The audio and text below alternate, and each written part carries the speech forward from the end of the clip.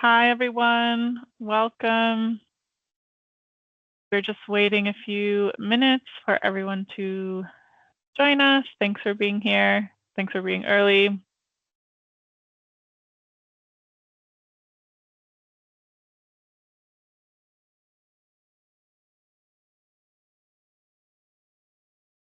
I see people joining in. Thanks for being here. We will give everyone a couple more minutes to join.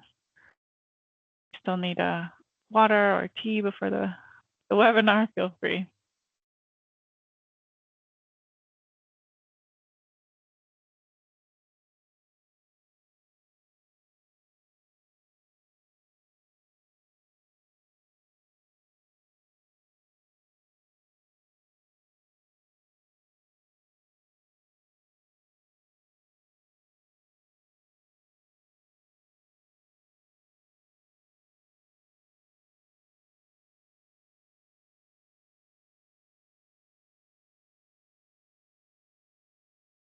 Thanks everyone who's joined. We're just getting started. Just give us a few more minutes while everyone joins in. Thanks for your patience.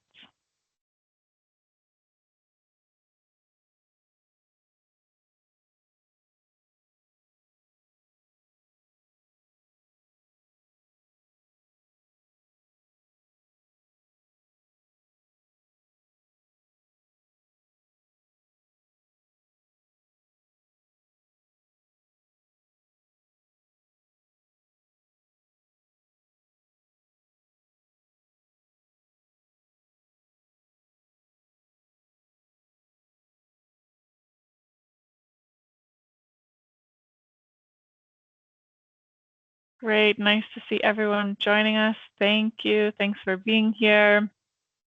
Welcome to today's webinar. We're glad to have you.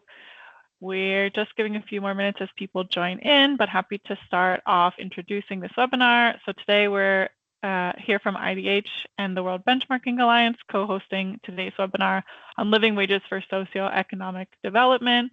We've really seen how this topic of living wages has changed and evolved so much over not only the last 100 years, but the last 5-10 years, really growing from a topic that few companies, organizations, and governments are working on to a broader movement. And many of us today are part of that movement. We're really excited to have all of you here together, as well as the panelists that we're going to hear from today.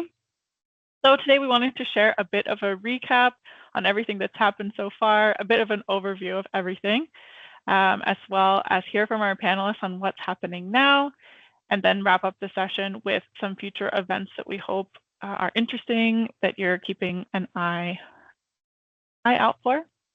So thanks for being here today, and hopefully this will be an exciting discussion.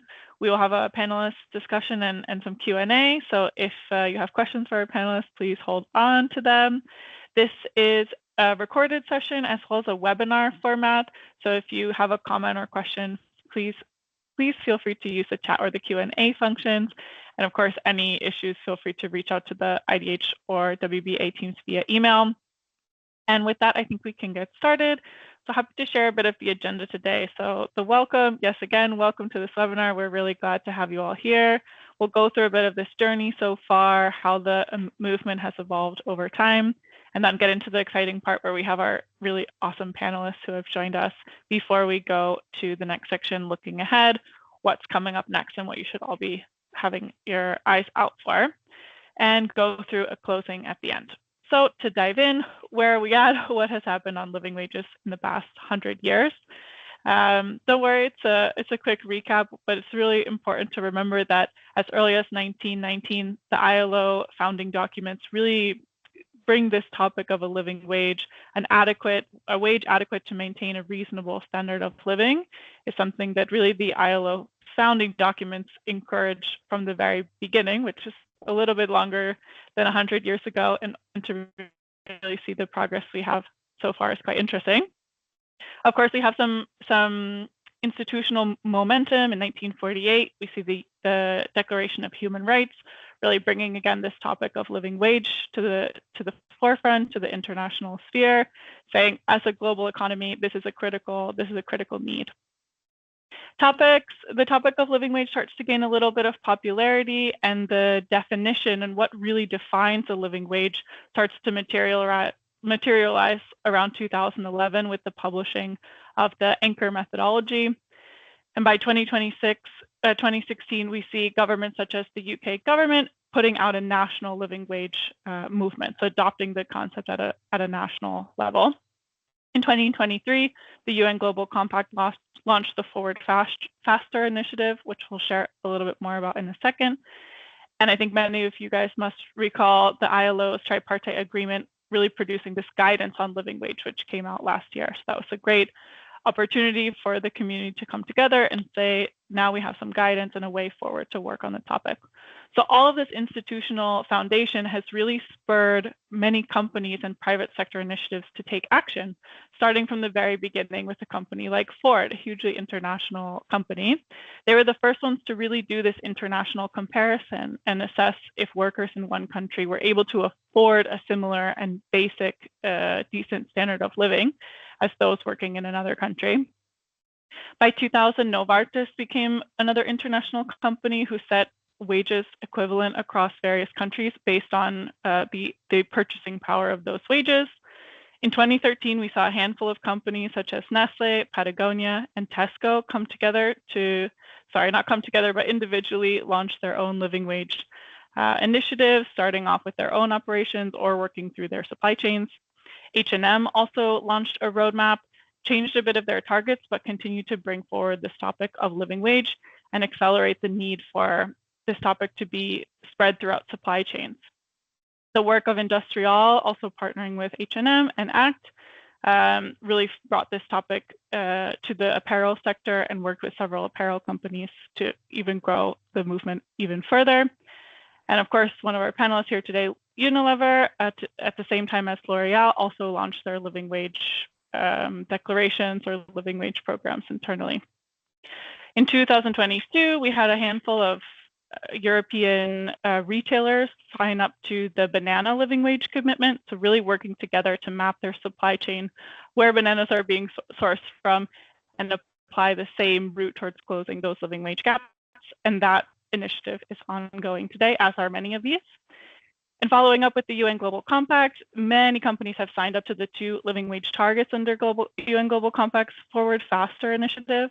So the first target on living wage in their own operations today has over 674 companies signed up. 413 signed up to living wage in their own operations, and over 600 signed up to living wage in their supply chain. So we really see a massive momentum of companies signing up to this topic and taking it on either in their own operations or their supply chain, which really leads us to one of the key events we want to talk a little bit later on about today, which is the World Social Summit for Sustainable Development.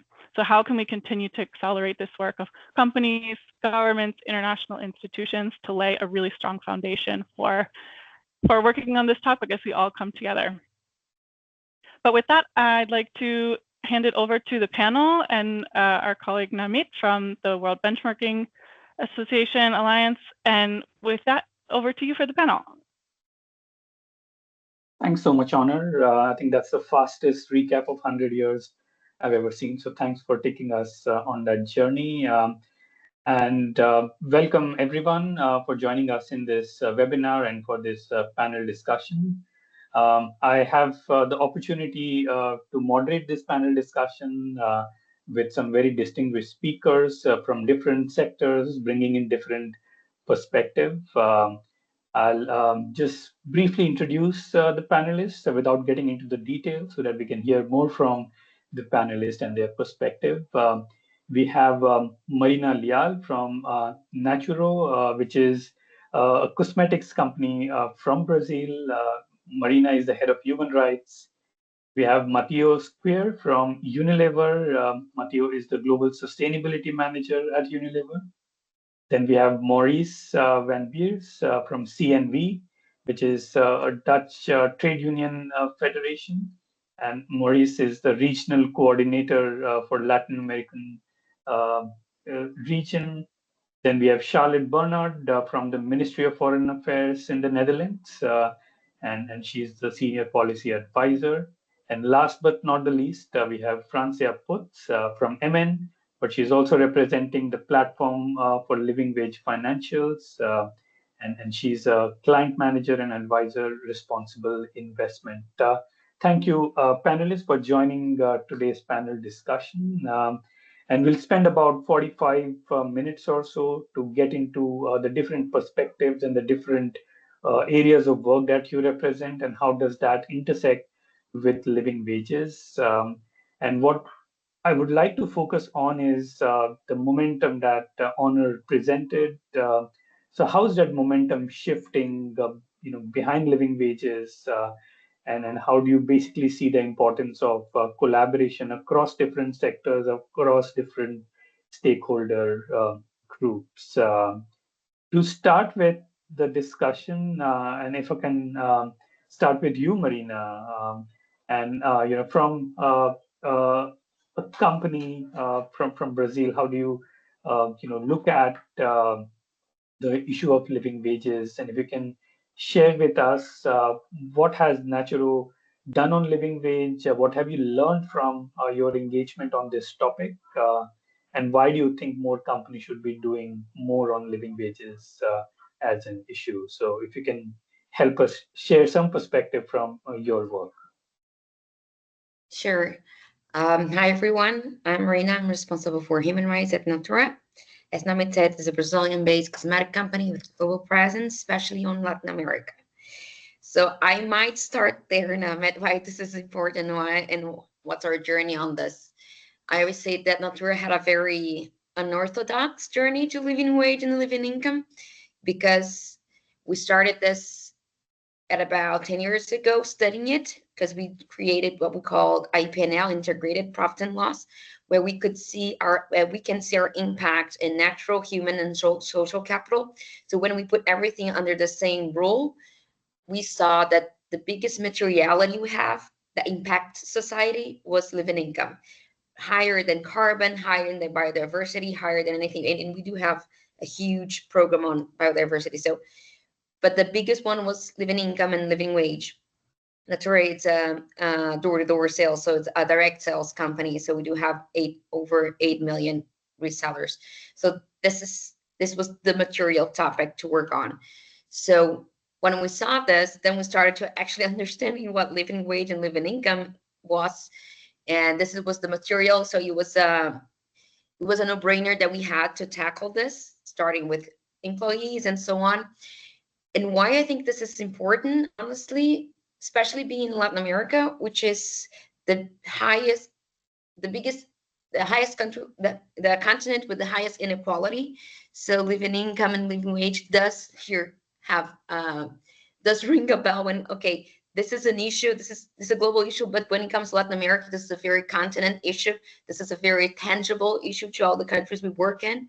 So that's why I think it's important. That's why I think collaboration is key, because it's not only one company or two companies working on this, because this needs to be public policy. This needs to be a collaboration between multiple partners and multiple states and so on.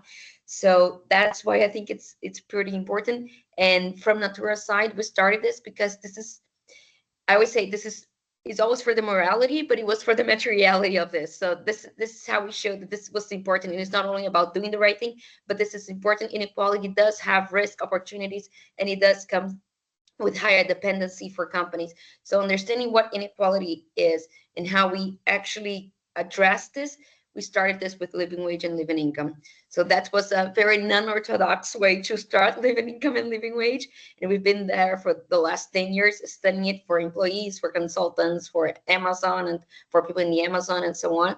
So it was a very unorthodox, but I think it was a very good way to start bringing in the numbers and bringing the materiality of it.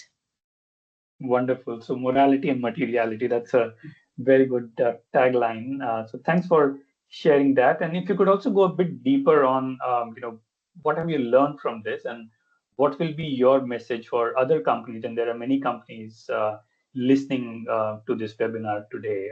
Why should they take on this topic more? I think the first thing that I learned is that it is material, sometimes with social related issues. they might seem not material because they are not maybe not numeric as carbon or other ESG topics.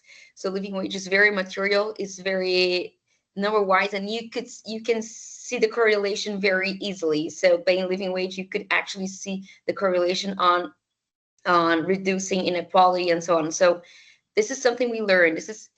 It's easy to explain how living wage and living income is important, especially when you are in a developing country. It's inequality and poverty. It's very tangible to companies that work this. So first thing that I learned, I thought it was gonna be such a hard road. It is a hard road, but it's less hard than it seems to. Second is I learned not to just grab to the numbers. The numbers are good. You have good references to buy from, but this is not the important thing. The important thing is actually the journey to paying in this, to understanding how your purchases work, how your relation to your labor work. So the journey is really important. The numbers will change. They will fluctuate a little bit, but you do have to learn this.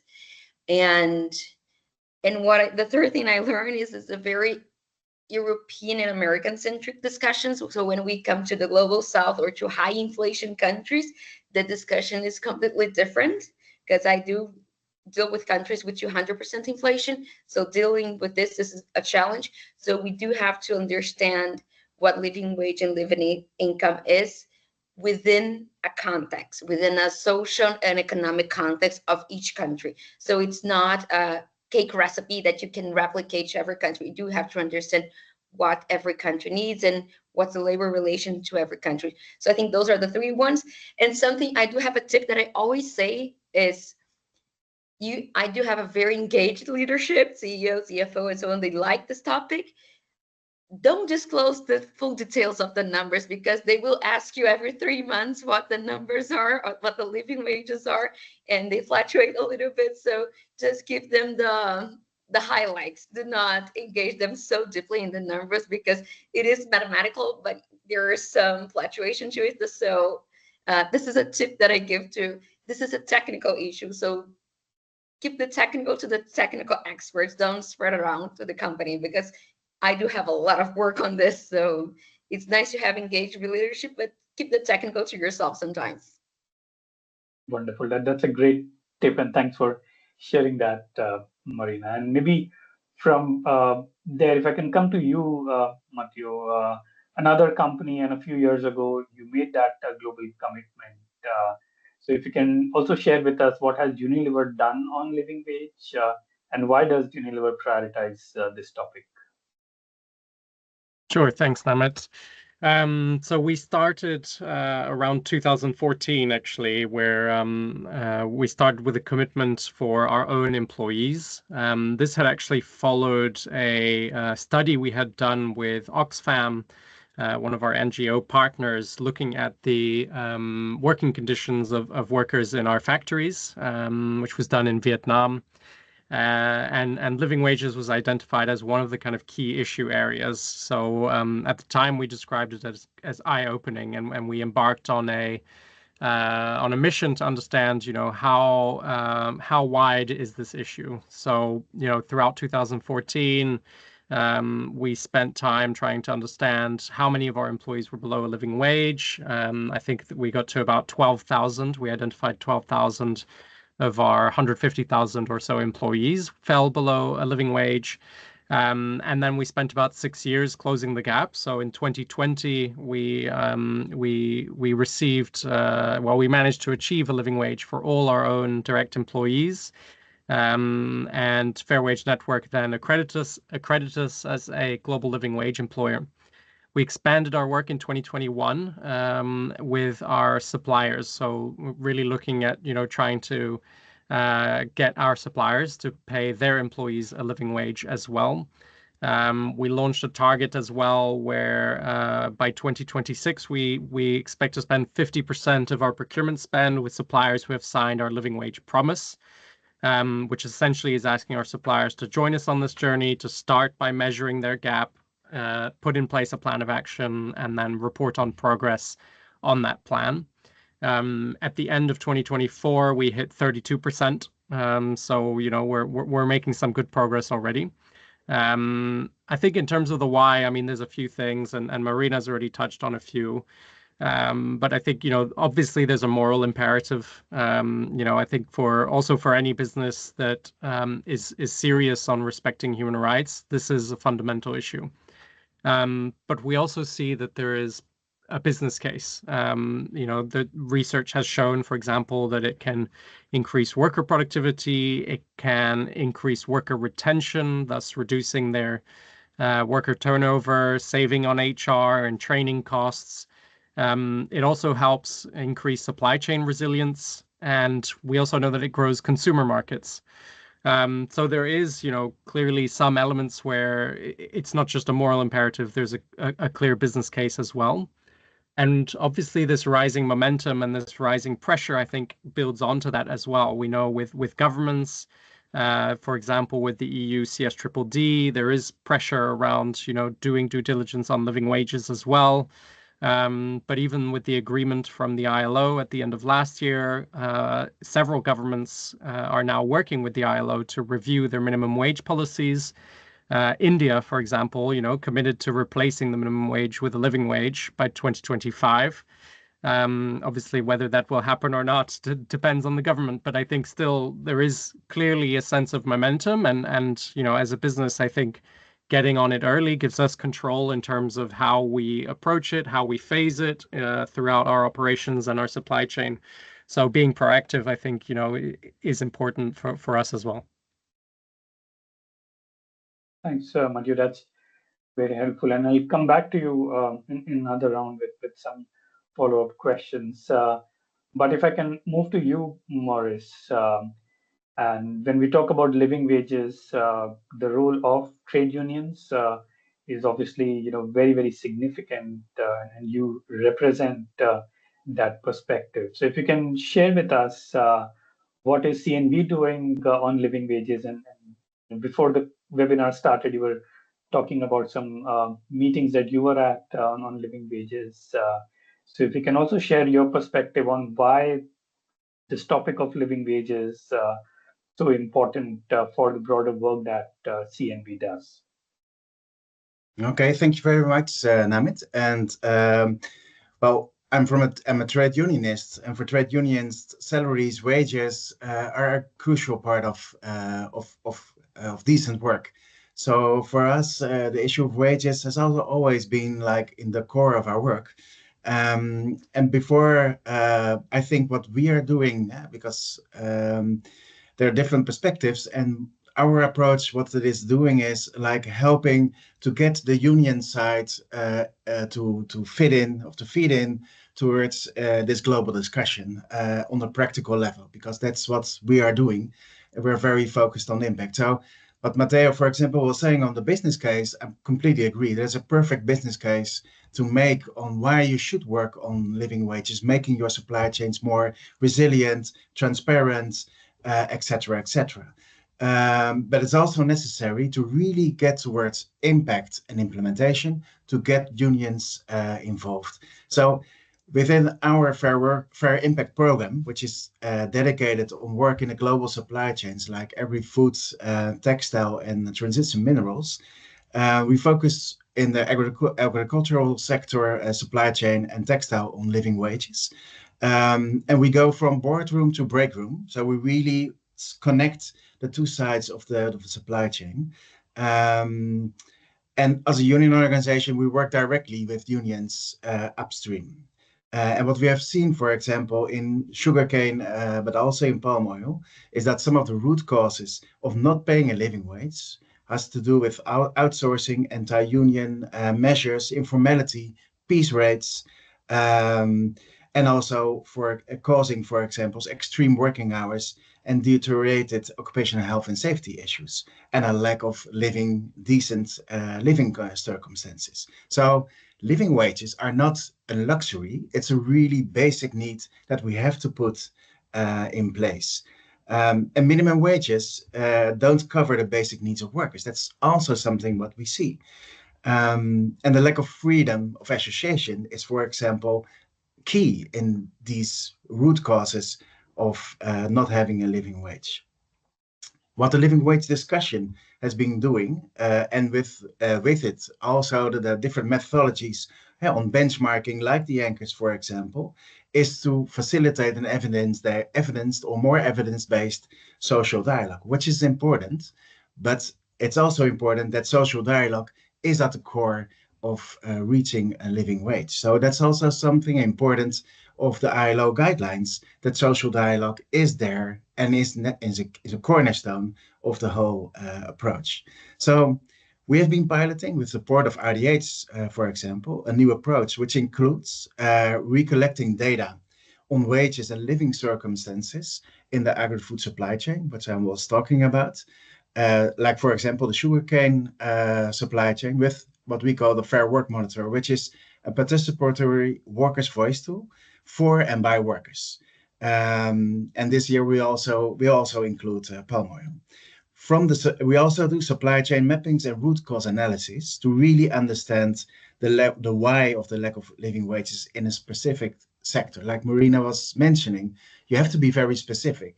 Circumstances in countries are different. You have to take them in account. Some important conclusion that we draw from our first data is that there's a really big difference between field and seasonal workers, for example, in the same sector, in the same supply chain. But also within every group, there are major differences. For example, the bottom 25% of a group of workers is really different, their circumstances, than the top 25%. And having a living wage really provides better indicators for food security, housing, and also health services. So it's very important to see this connection, like proved by real live data from upstream from the supply chain.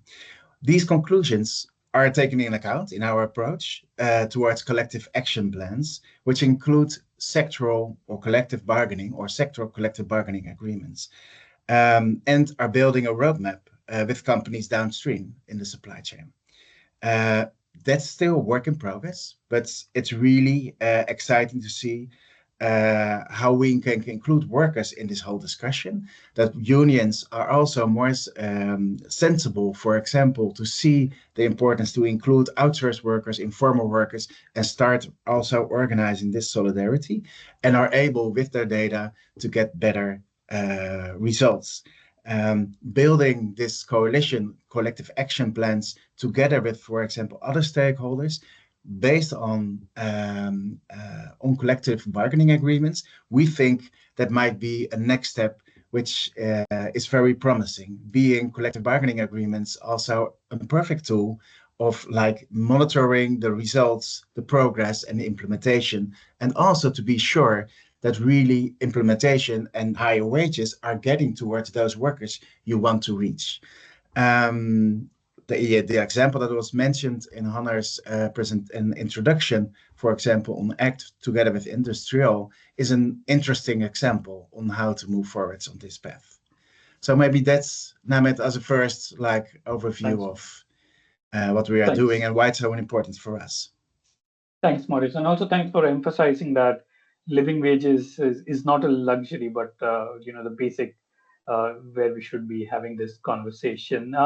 I would also like to encourage everyone, if you have any questions through the panel discussion, please use the Q&A function to just put your questions there so that we can come back and ask those questions to the panelists.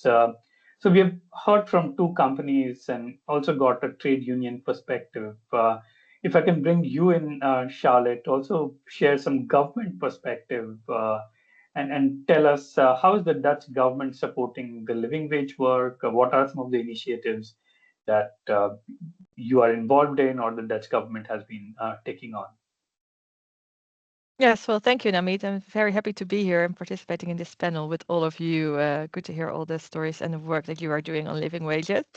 The Netherlands is a trading country. And we're active in many supply chains, and also in this developing world with all new development aid policies. Trade is still a very important topic also in the Netherlands. And on this trade, we will continue our work on strengthening value chains that connect local and Dutch businesses, and also still promoting clean and fair trade. And that also means that in low and middle income countries, together with our partners, we will help businesses and governments to meet the standards that arise from European regulations on responsible business conduct. So there's still we're still committed to work on sustainable supply chains, and looking at that.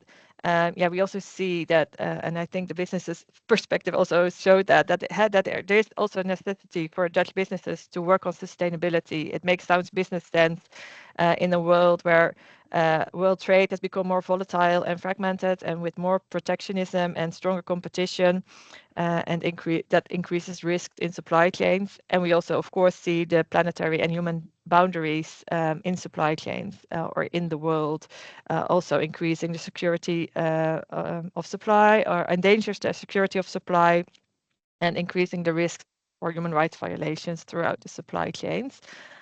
So that's why we still are also committed to work on living wage and living income, because we see that as a centerpiece and an essential stepping stone to tackle human rights risks like child labor, forced labor, but also deforestation or bad working conditions and poverty. But it can also boost sustainable production and trade and economic growth.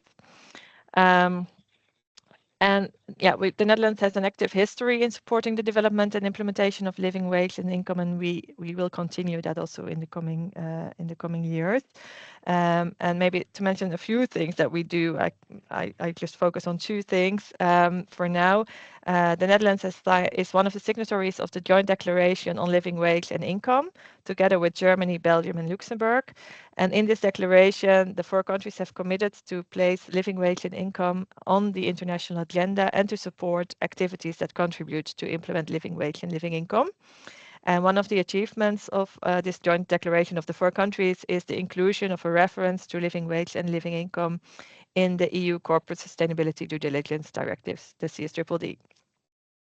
And another thing that we are doing is the Netherlands finances various activities of our strategic partners, like IDH, as mentioned already, Solidaridad, Fair Food, also the trade unions like CNV and the Fairware Foundation, for example.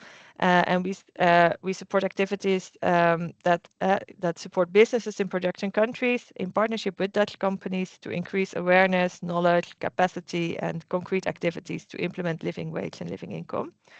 And maybe to highlight one of the things, for example, what IDH is doing, they're an important partner for us on this topic because they have a lot of knowledge and expertise and experience on living wage and living income. And with the development of their living wage and living income roadmaps, they've developed a tool that is very useful for companies to work on the implementation of living wage and living income in the supply chains, but it's also interesting for production countries and for companies in producing countries. So maybe leave it for this for now and come back to you with more examples later.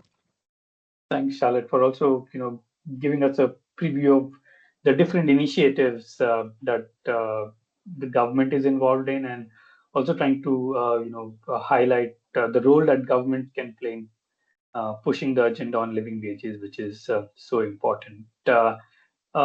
Last but not least, if I can come to you, Fransje, to also bring in the financial perspective. And I think it's really important to look at how capital can drive some of this agenda. And you wear multiple hats, with your role at MN, but also as someone representing the platform for living wage financials. So if you can, from both of those perspectives, also share what are you doing on the living wages so that we can also get the financial side perspective. Yeah, thank you so much. Great to be part of this panel. And I will start off with the Platform Living Wage Financials. So Platform Living Wage Financials is an investor collaboration with now more than 20 investors who all encourages and monitors investee companies to enable living wages and incomes in their global supply chain. So before we started this platform, we noticed that in the financial sector, like social topics were often underestimated and overlooked, and therefore we decided to collaborate on this and were founded in 2018. Within this collaboration, we perform yearly assessments of more than 30 garments and footwear companies and over 20 food producing and food retail companies based on our own methodology. So within these scorecards and methodology, they differ per sector, but they all follow the important elements of the UN Guiding Principles reporting framework. And in these scorecards, we rank companies on their policies, time-bound commitments, on collective bargaining and freedom of association, but also to what extent the companies are engaging with multi-stakeholder initiatives and worker representatives, to what extent they measure progress, what grievances and remedy mechanisms they have in place, and also, of course, on how transparent they are on all these topics. The exact scorecards can be found on our website, livingwage.nl. But besides performing the yearly assessments, we also engage with these companies on the topic of living wages and living income. In these engagement calls, we of course question investee companies on the elements of our scorecards where they are still falling short. But we also try to discuss important recent developments. So, for example, when a new minimum wage is proposed in a production country, to what extent investee companies use their leverage in these negotiations. I think another important element of the platform is the collaboration with other stakeholders. So we have so-called friends of the platform, who are all important stakeholders we work together with on the topic of living wages. So, for example, Fair Wear, IDH, Wage Indicator, Shift. And we also very recently joined the Global Coalition for Social Justice.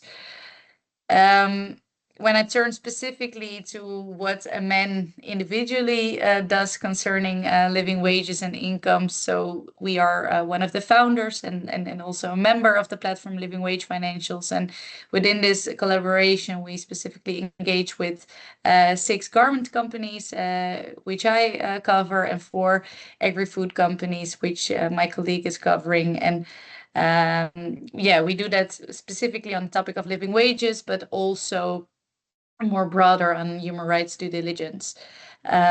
So besides performing the yearly assessments and the engagement calls, which I was talking about before, we also try to use our the various shareholder instruments that you have to use your leverage to these companies, to bring the topic of living wages to their attention. So we try to raise shareholder questions at various AGMs, vote in favor of relevant shareholder resolutions concerning living wages and income.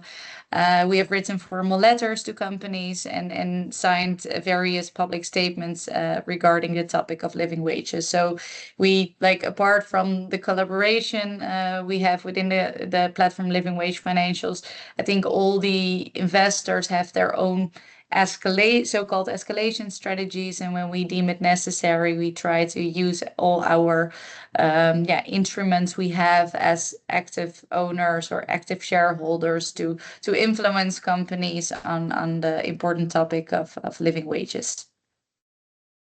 Thanks for that quite comprehensive overview, and always good to know that you are able to use all the instruments that are available at your disposal to kind of nudge companies and get more action on some of these more difficult topics. Thanks for some of the questions in Q&A. Just another suggestion, feel free to just add those questions and we'll come back to those questions after we have heard from all the panelists. So keep them coming. And maybe we follow the same order and I come to you, Marina, again.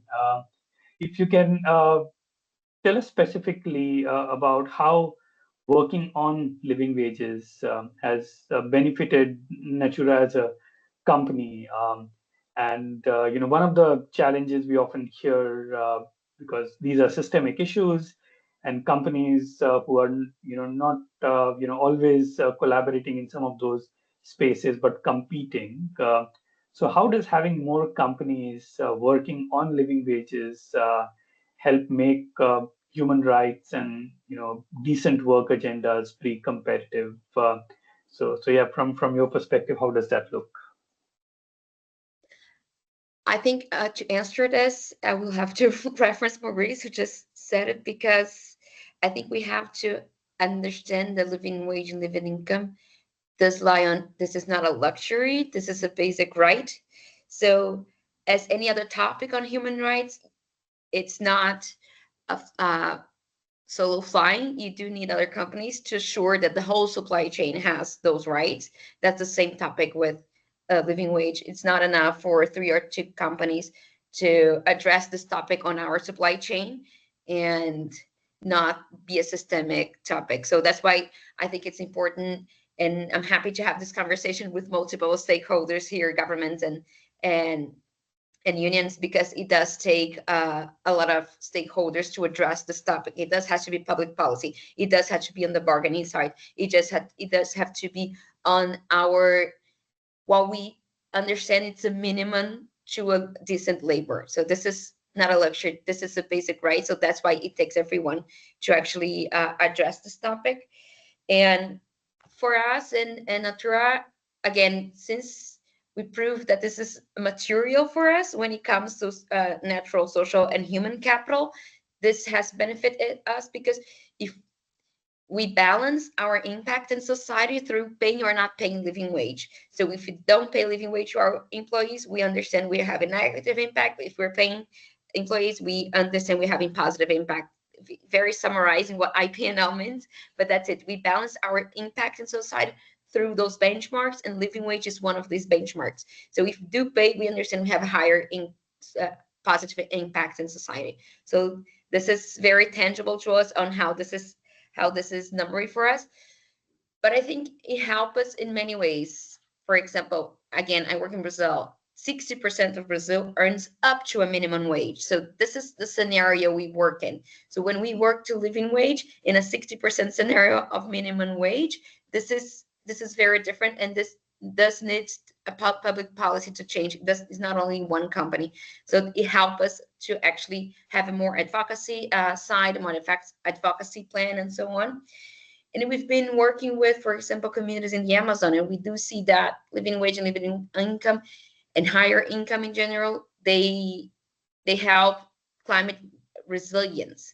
So there are other topics that might not seem obvious when we work with living wage and living income, but it impacts society in a whole, and it impacts those people who are earning or not earning living wage and living income. So it's climate resilience, it's gender equity, and so on. So this is some topics that are not obvious, that we've been collecting what paying for them means and understanding what our impact in society is.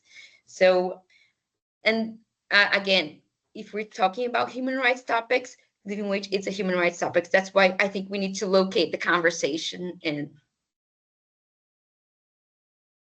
Wonderful. Thanks for sharing that. And if I can come to you, Matteo, with the same question, and maybe if you can zoom in a bit on, for Unilever as a company, you often talk about living wages supports building global markets for Unilever and similar companies.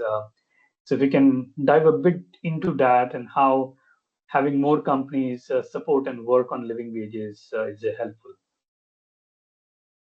Sure, of course. I mean, I think behind that idea, right, of getting to a point where we have living wages, which supports global markets, I think there's a few ideas behind that. One is that if we were to close living wage gaps globally, this would, benefit the global economy by $4.5 trillion every year through increased productivity and spending. And I think, part of that principle and the principle behind living wage as well is that Unilever, but also all businesses, can only thrive if the societies we operate in thrive as well. So, thinking about these growing economies and the potential for workers to and societies to thrive, there is a clear link to growing those global markets and enabling kind of that business case as well.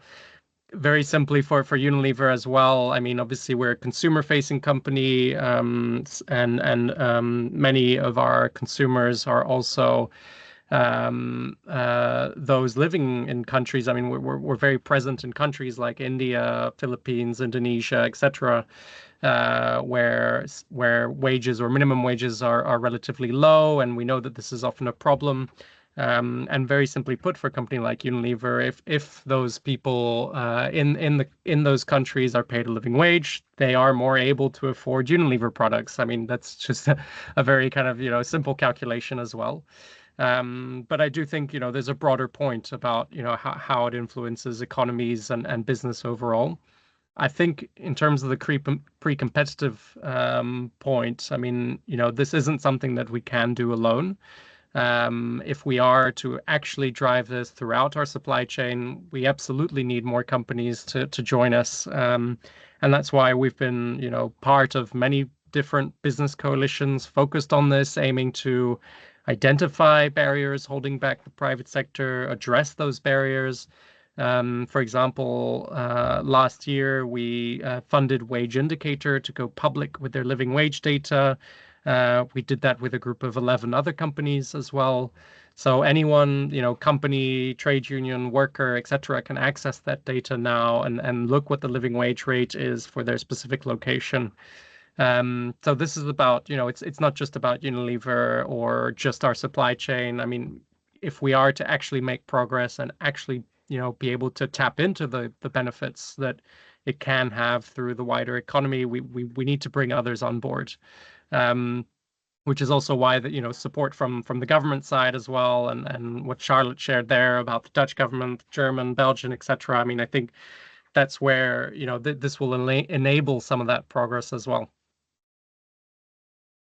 Thanks so much, and I think that business case is really important because these are again systemic issues. And thanks for stressing on the fact that not one company or a bunch of companies alone can bring about that change. So I think that collaboration is absolutely important. If I can come to you, Maurice, we heard about the need and the importance of living wages from a company perspective. So if you can share with us how having living wage as a reality in supply chains across geographies help the work that you and other trade unions and worker representative organizations do. So what will be the specific advantage of having living wages more concrete? Yeah, thank you very much for the question. I think building a little bit on the answers of Matteo and Marina, I think one of the things that you will achieve working on living wages in global supply chains is that you will stop the competition on labor rights. And finally, you want to achieve that, because what we are seeing, if you are having competition on labor rights, on the cost of labor, you will really have big impacts in our societies on the different sides of the ocean, so to speak, really on a global level. It's bad for the economies, just like Matteo mentioned, but it's also bad for democracy. So in that sense, it's really crucial to work on this and to stop competing on labor costs and to have a very firm minimum, which is makes a decent living possible. So that makes it so important, so crucial for our societies to work on a living wage. Then I would like to raise one subject, because Matteo, you were mentioning the business initiatives are important to get this done, but it's important as well to work together with workers. And I know that you also are in favor of this, but I also do think that it's not yet sufficiently explored how collective bargaining agreements, and we are working on in the pilot that I was mentioning, to establish sectoral bargaining agreements in the different countries. The benefits of those sectoral bargaining agreements is that they are producing or can make sure there's a level playing field for other companies, the producing companies in those countries. Because for them it's difficult to say, okay, as a company, I'm going to raise wages, while the other ones are not doing this because it's a very uncertain market, etc., etc. So starting to organize your collective bargaining agreements on a sectoral level causes a level playing field, which is very important business-wise. But also it covers all those informal outsourced workers, which are normally not falling under a CBA. In a lot of countries, CBA coverage is not like very, very big. So if you really want to solve this, you have to be able to cover all those different workers which are, for example, working on piece rates or have an outsourced contract or not even that. So that's the other one if you want to really move towards a solution. And then we think, and it's still work in progress, but we think it's very important that if you make a collective action plan, because like Matteo was mentioning, the pre-competitive collaboration you need also, for example, needs that you are agreeing on, okay, how to move forwards, what's our goals and indicators, and how can we help each other in the supply chain, so to speak. And for example, having a collective bargaining agreement at the center of your collective action plan also makes it possible to really have local participants at the table, workers, and also to monitor really the impact, because CBAs are being monitored on their impact and on the implementation, etc., etc. So it gives a good cornerstone of your collective action plan. And of course, this is not like set in stone. We are still developing, but we think it's an important part of the puzzle to really to move forward. And we're very eager also to discuss this and to be able to start building those kinds of collaborations with CBAs at the center, based also on data collected by the workers themselves. Thank you. Thanks, Maurice, and thanks for emphasizing the significance of collective bargaining agreements, but also talking about stopping competition on labor rights and creating a level playing field, which is a good segue to what I'm going to ask you, Charlotte, with the work that your government is doing. How can that benefit other governments, and how can it lay the foundation for creating a level playing field to what Maurice just spoke about? Yes, well, thank you. And I think that a lot has been said already by the others as well about what is important. Yeah, what I said for the Netherlands, as a trading country, it's very important to work on living wage and living income and supply chains. But I think there's more also for other governments, things that have already been said. Hey, it can boost economic growth, it can reduce poverty, but it can also contribute to the achievement of the Sustainable Development Goals and to achieving social justice. So I think there are many reasons why also for governments it's very interesting to look at living wage and living income. And the Netherlands is also supporting the work of other governments in this. And that's how we work. Actually, we collaborate with the ILO and support the ILO to do the work on this. Because we believe that the ILO, with its tripartite structure, so workers there, employers there, is the competent international organization to lead the work on living wages. And well, what did we do? Last year, I participated as the Dutch government's expert and as the government group spokesperson in the ILO tripartite expert meeting on wage setting, including living wages. And the conclusions of this expert meeting are, as we believe, a milestone in the work on living wages, as they contain an international agreed definition on living wage, but also it contains criteria on how to estimate the living wage and a decent standard of living, and it explains how to implement the living wage through national wage setting. And these conclusions were adopted last year by the ILO. I think others already mentioned this also. But this also shows that there is broad support for living wages because it was adopted by employers, workers, and all governments within the ILO. But the ILO is also having, of course, is doing more and has a lot of experience and knowledge on wages, wage setting, and living wages. And that's why the Netherlands is also funding a project called the ILO Setting Adequate Wages Program, which gives technical assistance to governments, social partners, and national wage setting institutions in 4 countries. The countries are Costa Rica, Cote d'Ivoire, Vietnam, and India. And it supports these all these groups in the implementation of living wage and national wage setting policies. So hopefully it will lead to a minimum wage that's at a living wage level. We are not there yet, but it's at least part of that, but also working on a better social dialogue or working towards collective bargaining agreements. So it shows that there is interest. These 4 countries have interest, but we also hear from the ILO that there are more and more governments requesting for technical assistance on living wages. And I think that's very important because what is already mentioned, if we have all countries implement a living wage or a minimum wage at a living wage level, that will create a level playing field for these countries. And it will also create a level playing field for companies. And we should avoid that there is competition on wages. But it will be best if there's no competition on wages and that there is a good livelihood for workers and that has positive impact on all the things that have been said already, I think. So I think it's very important also for governments to work on living wages. Thanks so much, Charlotte. And if I can come to you, Fransje, and we heard about the billions that can be saved at a macro level if living wages are implemented.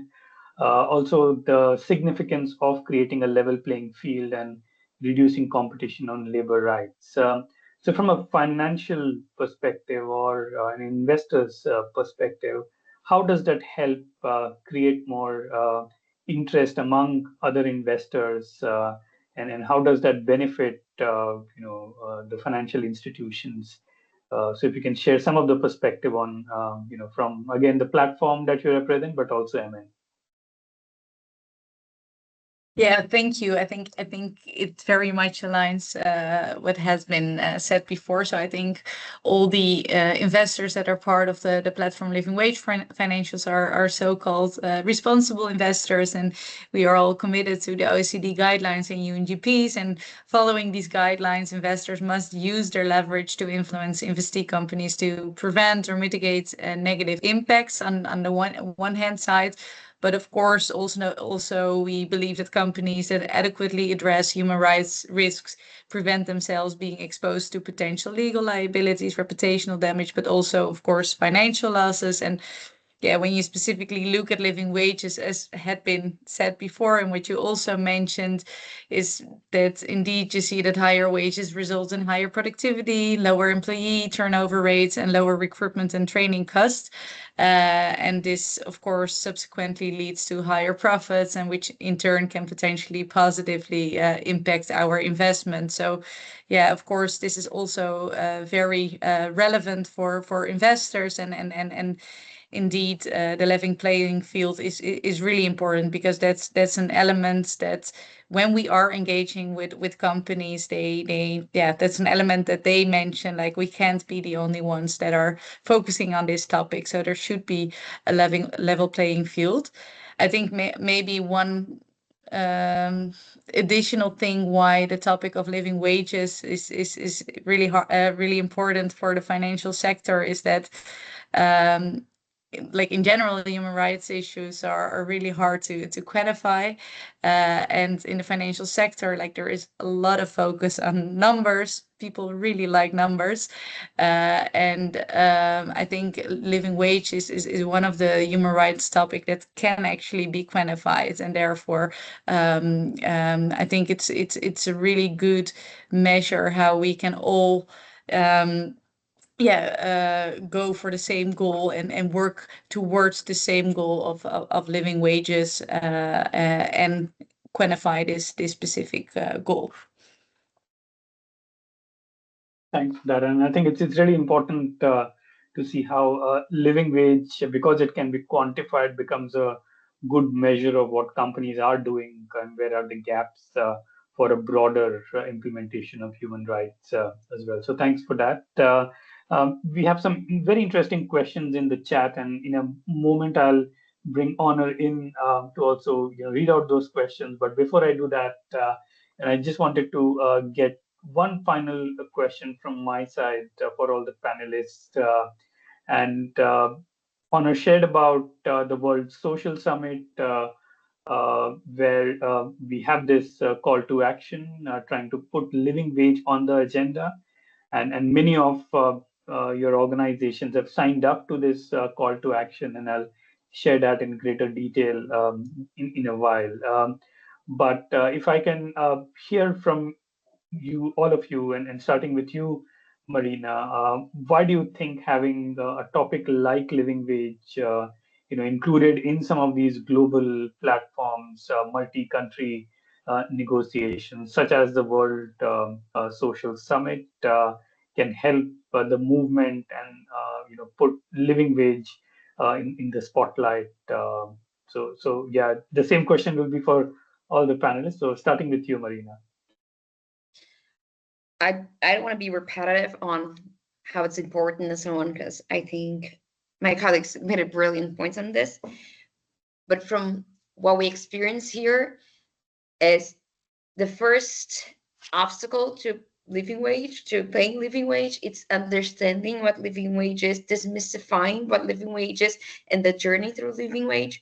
So making this more, making people, governments, organizations more aware of this, for me, it's the first step. Because whenever here, example, in Latin America, talk about living wage, the first question is, what's the difference between minimum wage? There are so many questions on what it is and how to pay and so on, that I think putting this on the spot is the first step to actually paying it. That's why I say the numbers, the actual number of living wage is just a small part of everything that needs to be done for it to be paid for. So I think this is important.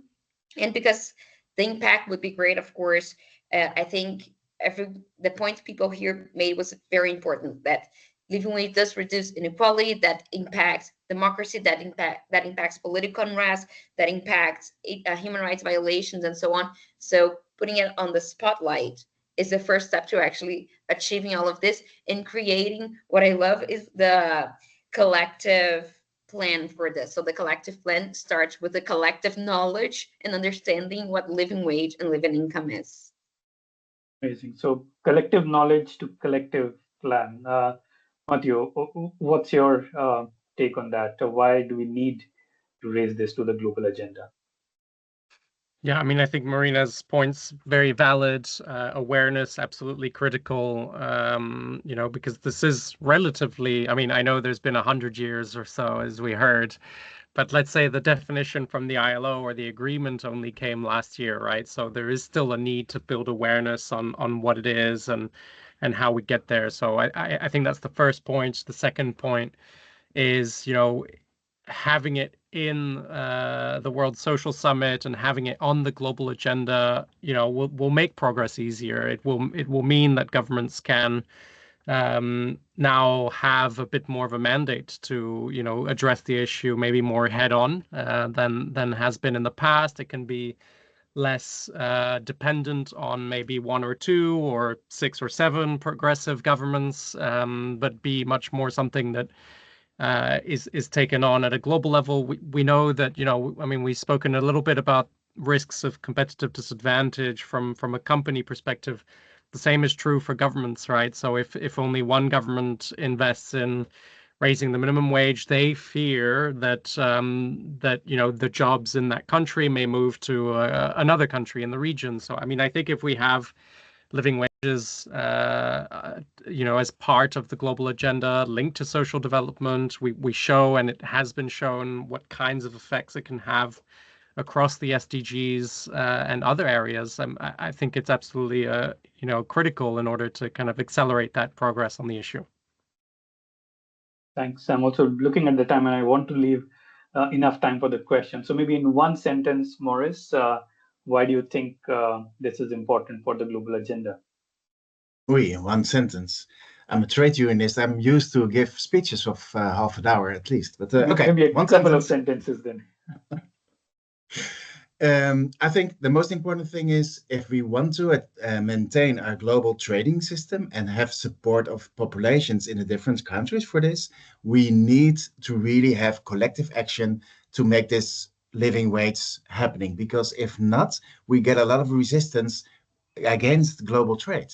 So that's a political one maybe, but I think it's important. And the other thing is that having the ILO now also moving forward, Charlotte also mentioned this. This is really important to make steps all together, because it's a difference if the private sector or unions are talking about it separately, or that also the ILO is moving forward, and that really makes necessary that there is a global movement behind it to push it forward.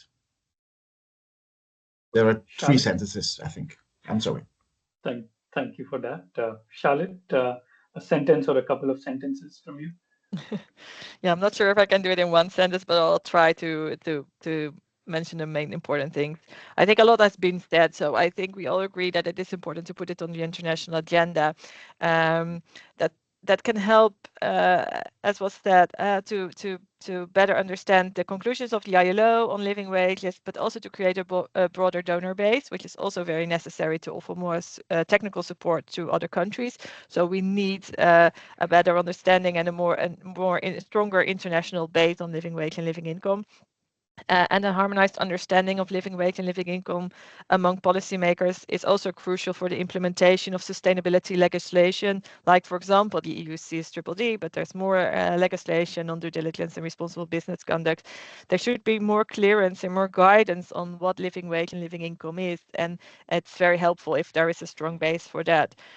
So I think there are just many reasons for that, and it's also very good that there is this coalition and that this meeting today to talk about that. We, as the Netherlands, we push for this. We use our diplomatic channels to get living wage and living income mentioned in the political declaration for the World Social Summit. But it is a difficult discussion, so it's good to have a broader support for that. Thanks, Charlotte, and thanks for continuing to push for inclusion of living wages in the political declaration. Fransje? Yeah, a lot has been said. I think when the topic is globally aligned and various stakeholders are all working towards the same goal, the likelihood of faster change increases. And that's also something that we have seen in the past on climate-related issues. And I think also what we have seen in the conversations that we had with companies is that some of the companies also kind of use the excuse of not having a unified standard to not address the topic. So hopefully when there is like a global standard, then they can't use this excuse anymore, and we can also use our leverage as investors better to move towards living wages. Wonderful. And Honor, if I can bring you in now, I see there are lots of interesting questions in the Q&A. So if you can choose some of the nice questions and bring them forward to us. Yeah, thank you, and thanks everyone for your great answers on our panel. I think starting with a really clear one for you, Maurice, how do we connect the boardroom with workers and producers, right? So what are the participatory methods? What is the infrastructure that CNV or other unions are working to put in place to have these discussions around living wage, but really connect the boardroom with workers? Yeah, thanks for that direct question. What we do is we have a methodology which is called the Fair Work Monitor, which is a workers' voice tool. So, but the difference between other workers' voice tools is that it's focused on working with unions. So it's data recollected by unions. It's participatory. It means that the workers are also analyzing the data after their on the first results, for example. And we have specified the surveys together with the anchors. So it's really like focused on wages and living circumstances. So the first step of is sitting down with the people of the boardroom, so to speak, to really make analysis and a mapping, for example, if necessary, of the supply chain. Then look in towards some first connections in the supply chain with suppliers, but also with workers. Then roll out this Fair Work Monitor survey, getting the first data back, analyzed by the workers, and sit down with the companies to make a collective action plan, in which, like I already explained, also collective bargaining is an important part, because we think that's a cornerstone also for your roadmap and for your collective action plan to really get results on living wages. So that's in short the methodology to really connect the two extremes of the supply chain, boardroom to break room in the different supply chains. Thanks, Maurice. Yeah, and we've seen a lot of your great work through some of the projects we have together, really having these difficult conversations. But I think as many of you all have really said, and if I can add, that having this shared understanding of the same topic, really knowing that from the workers to all the way through the supply chains that we're talking about the same thing, and that topic resonates, that concept resonates throughout, I think has only helped, and we've seen that evolve and grow over the last couple years. So with the related question, maybe bringing two questions together to you, Matteo, maybe you can help us with this one, since we know you're doing a lot of work on estimates and benchmarks with Wage Indicator. Curious if you can tell us a little bit about this debate of how estimates can be used to be locally specific but globally recognized or globally comparable. So how can we really work on the ground, and how are those estimates being created, and what, maybe you can tell us a little bit about your work with Wage Indicator to make those estimates available around the world. Sure. I mean, obviously, I can't speak on behalf of Wage Indicator, but I mean, I guess in terms of, you know, how they collect data, they have people within the markets that collect the data for the various regions in each country. I think they're in over or nearly 180 countries and nearly 3,000 regions or so. So, you know, they're able to kind of check what the cost of living in all of those places are. And I mean, you know, and so it is like embedded within the kind of local communities. I think one thing to mention here is that, you know, the reason that Wage Indicator used the word living wage estimate is that these are estimates, right? And we are meant to kind of take them and better. And I guess, you know, and Maurice would agree with me here as well.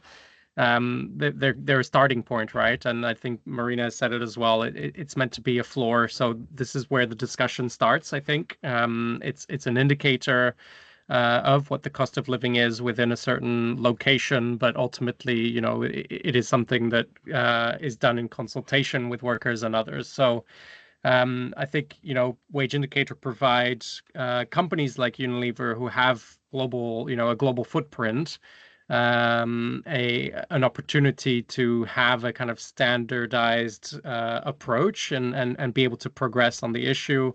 You know, and I think, you know, it is also about progress over perfection.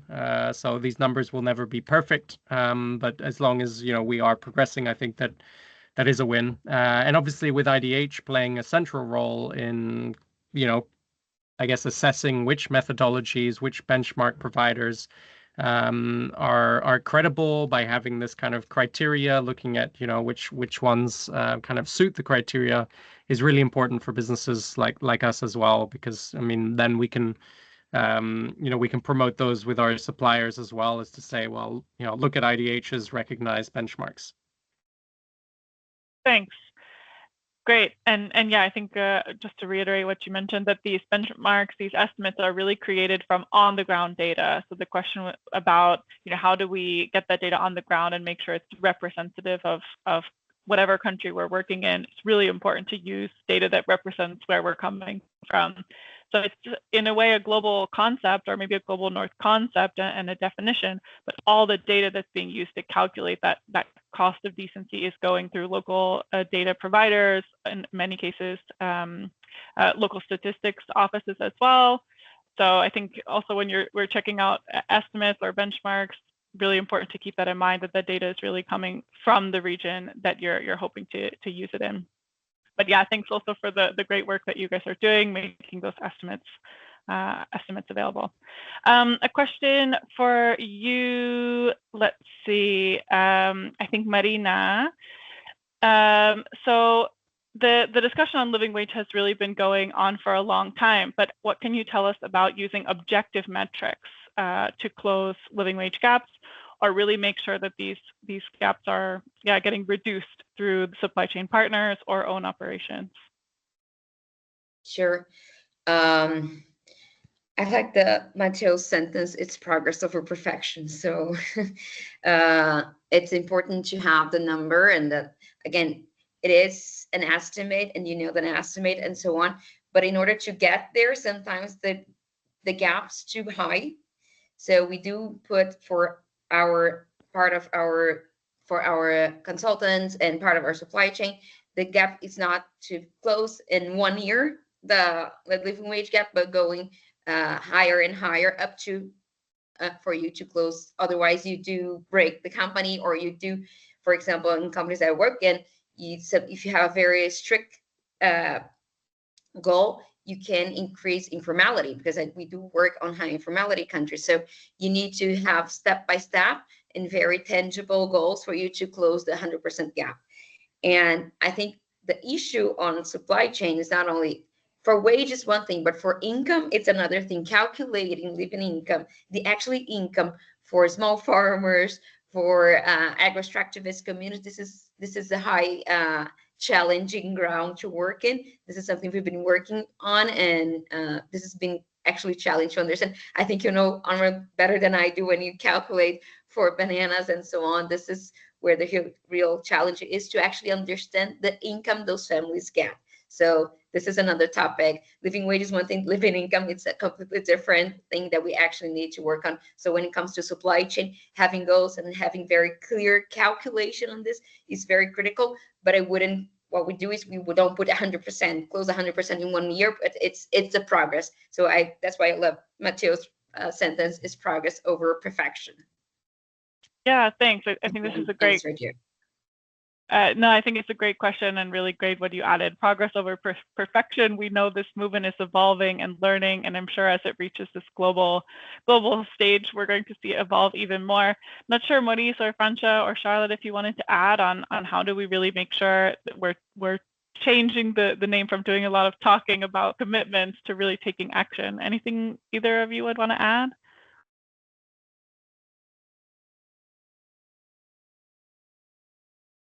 Charlotte, maybe you have some experience, or Maurice, your hand is up. Go over to you. Charlotte, if you want to go first, please. No, you go ahead. I'll go after you. That's fine. Okay. Well, I think it might sound like very simple, but I think let's go to work. And I think in various supply chains there already are initiatives. Already also IDH is involved in those supply chains. For example, the community on living wage is not so big. We know each other. So I think really to make collective action plans for those different supply chains, moving forward, working together with the ILO, for example, that's an important way forward, I think. And getting away from the methodology discussion on data, for example, but really focus on, okay, we know there's a gap. We have to have a step-by-step approach. We need all the stakeholders. We need unions. We have to train them, for example, from my side. But let's make a collective action plan for the supply chain, for example, and maybe start small with some piloting in some regions of the world.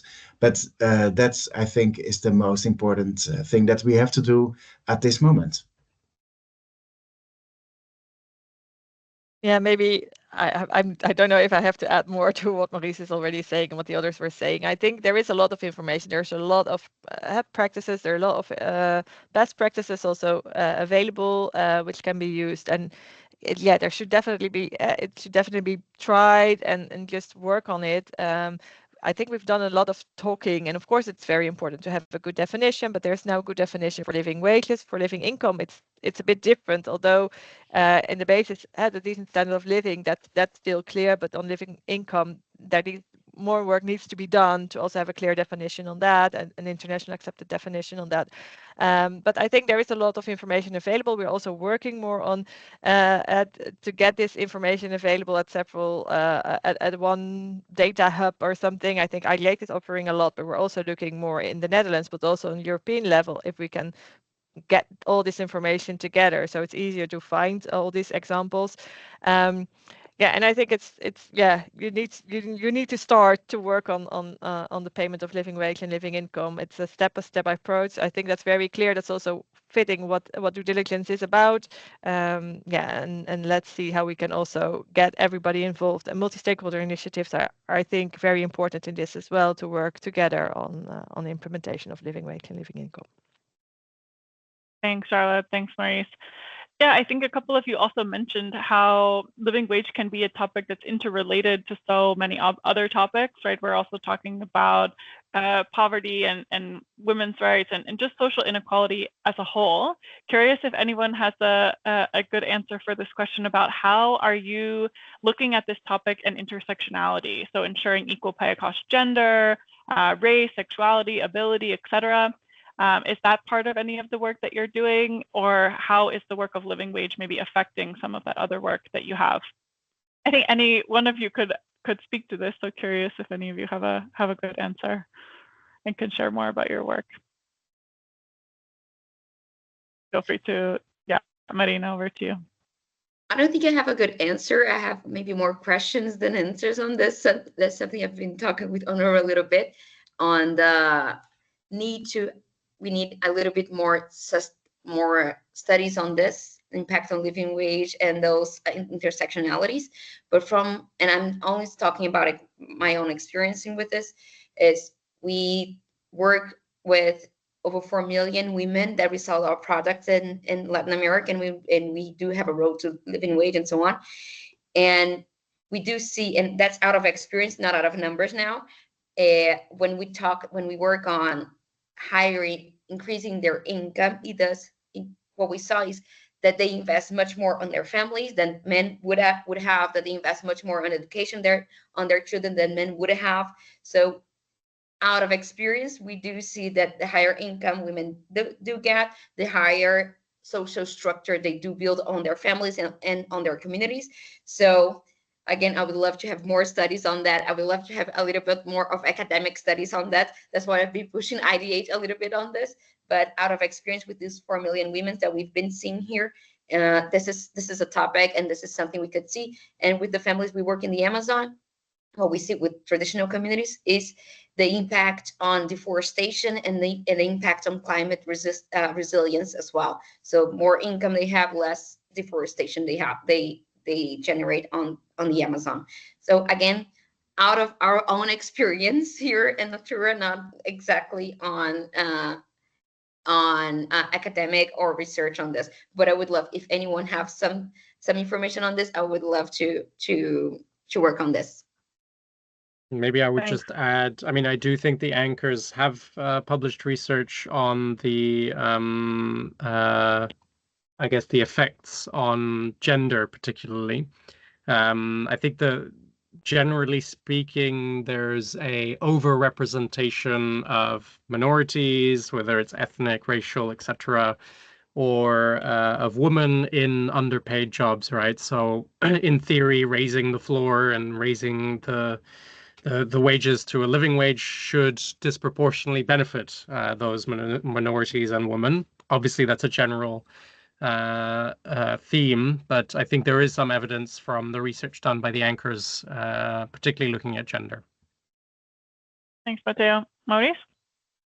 Yeah, maybe also to in our work, in our data collection, which is like I mentioned, done through workers, we have and with help of the anchors, we have seen that really making a difference between different categories of workers is very important, because then you exactly see what Matteo also is mentioning. You see that informal workers, which are a lot of times are women, for example, or even child labor, is happening in those informalized or more informal job categories within the supply chain. So making this difference between different categories of workers is, and also taking into account ethnic aspects and also gender is very, very important if you really want to understand what's happening and also understand root causes of a living wage not being in place. Thanks. Yeah, thank you all. I think you all have so much rich experience in seeing how this topic plays out in your different avenues of work. So thanks so much for sharing with all of us. And that was our last question. And thank you all for submitting so many great questions. We picked the ones we thought would be great for our speakers to answer. To wrap up, I think I'll hand it back over to Namit to share a bit more on next steps, so you all can stay informed and stay tuned about what's coming next. Thanks, Honor. And I think, it's always great to have this combination of excellent and very knowledgeable panelists and speakers, but also equally knowledgeable audience. And the quality of the questions that came in really demonstrates that. So thanks everyone for those questions and the amazing answers. We, like Honor initially mentioned, we are working on this call to action to prioritize living wages at the second World Social Summit for Social Development, so that we put a spotlight at this global platform. And I wanted to take this opportunity to just give a quick overview of what the call to actions are, and how can you get involved. If you scan this QR code, or I think my colleague had put a link in the chat as well. So if your organization wants to join this call to action and help us prioritize this issue and have it included in the political declaration, I think that will be really valuable. Like I think our panelists said, having collective action and a lot of stakeholders behind the need for having living wages as an important measure of how companies are contributing to addressing inequality in the SDGs is quite important. If you can go to the next slide to just give you a sense of who are the signatories so far. We have companies, financial institutions, international NGOs, business platforms, standard setting organizations. I think we need all types of stakeholders to come forward and support this call to action, so that more and more governments, more and more stakeholders can understand the significance of living wages, and it doesn't stay in this small community, but it becomes much more mainstream as a topic that we want to see externally. So inviting all of you to join us in this call to action and raise this issue so that we get it included in the political declaration. I'll share more details in the next slide about the social summit. This will happen in November in Qatar, but the political declaration will be finalized months before that. So right now is the time when some of the negotiations are happening. So if you can use all possible instruments to influence member states and other organizations to really support and strengthen this ask of having living wage in the agenda. And then with IDH, WBCST, and the World Benchmarking Alliance, we are also planning to organize a side event at the Social Summit, working together with many of our private sector partners, governments, ILO, and other stakeholders. So if you're interested in attending or collaborating with us for this side event, feel free to reach out to Honor or myself, and we'll be happy to work with you. Just wanted to also flag that if you're planning to attend the Social Summit in November, and if you're not already accredited or an ECOSOC organization, the last date to get accreditation is June 13th. So you can go to the World Social Summit site and get yourself or your organization accredited. And we would definitely like to see many of you attending the summit, but also our side event. We'll be sharing more details in due course. So yeah, thanks everyone for taking the time out and joining the webinar today. Thanks to the panelists for also preparing and being here and sharing your perspective and responding to those questions. So thanks from IDH and WBA for everyone spending time with us. Honor, do you want to have some last words? No, thanks everyone for being here. Really great to have you all, and thanks so much to our panelists for sharing and answering these great questions from the audience. Take care, everyone. Thank you very much.